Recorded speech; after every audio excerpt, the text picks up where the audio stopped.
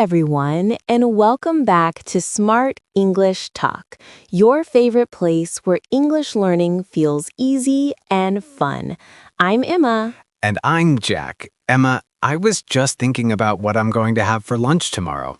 I'm already hungry. Perfect timing, Jack, because today we're talking about how to express the future, what you'll do, what you'll become, and maybe, just maybe, what you'll eat tomorrow. That's right. We are diving into the future simple tense, often called the will tense. It's one of the most versatile and simplest ways to talk about tomorrow, next week, or even next year.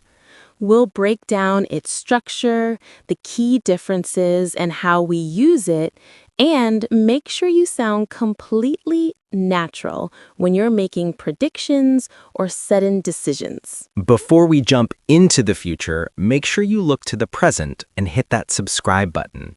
It really helps us bring you more simple and fun lessons every week. Okay, let's talk about what will happen. Let's start with the basics. The future simple shows something that will happen in the future. It's our default tense for making predictions, promises, offers, or expressing a decision made at the moment of speaking. It's so simple because there are no changes to the verb, unlike the past simple, where you had to remember irregular verbs like went or ate. Absolutely. The structure is the easiest part of the whole lesson. It's subject plus will plus base verb, V1. No S on the end for he, she, or it, just will followed by the plain verb. I will go.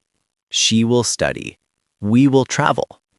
And because we are all about natural, conversational English, we almost always use the short form or contraction, especially when speaking quickly. So instead of I will, we say I'll, I will. Instead of she will, we say she'll. It rolls right off the tongue.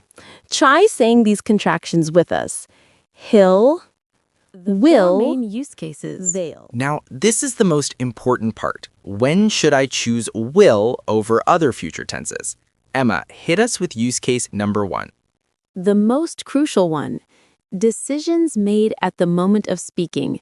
This is spontaneous, instant grammar. You didn't plan it 5 minutes ago, you decide it right now. Example, oh, the phone is ringing. I'll get it. Instant decision. Another, it's too hot in here. I'll open the window. Immediate action. That's so helpful. Use case number 2, promises or offers. When you give your word to someone, will is the perfect tense. Example, promise.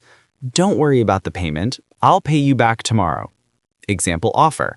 That bag looks heavy. I'll help you carry it. Use case number 3, predictions about the future. When you're guessing what might happen, especially when using words like I think, I believe, or maybe. Example, I think it will rain tomorrow. A general guess or prediction. Another, scientists say that travel to Mars will become common in the next 50 years. And finally, use case number 4 is super simple. Facts about the future. Things that are scheduled or inevitable. Example, the concert will start at 8 p.m. Example, the sun will rise at 6 a.m. tomorrow. Unless the world ends, which I think it won't. Let's quickly look at how to make the future simple negative. We just add not after will. So, I will not go. But again, we want to sound natural. The contraction is won't. That's right. Will not contracts to won't. I won't go to the meeting because I have a dentist appointment.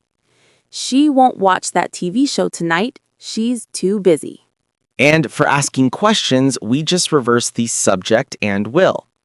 For yes-no questions, will always goes first. Will you come to the party on Saturday? Will they finish the project on time? And for WH questions, the question word starts the sentence. What will you do tomorrow? When will they arrive at the airport?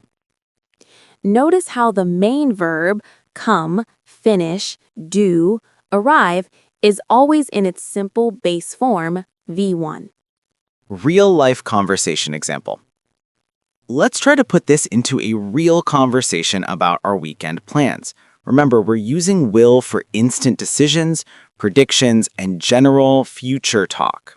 Sounds good. So, Jack, what are you doing this weekend?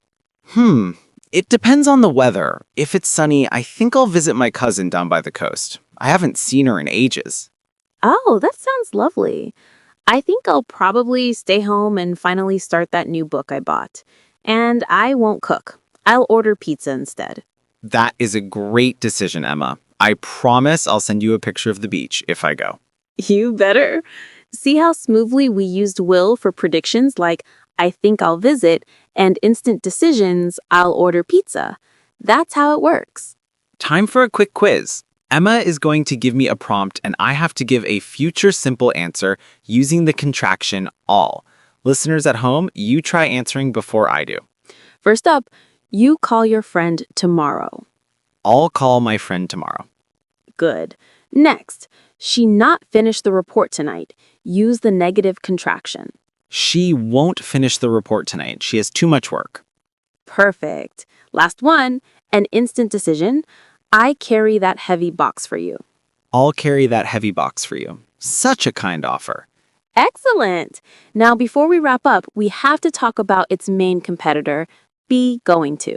Yes, the mini comparison. We use future simple, will, for instant decisions and general future talk. We use be going to, I am going to, she is going to, for actions that are already planned and decided before the moment of speaking. Listen to the difference.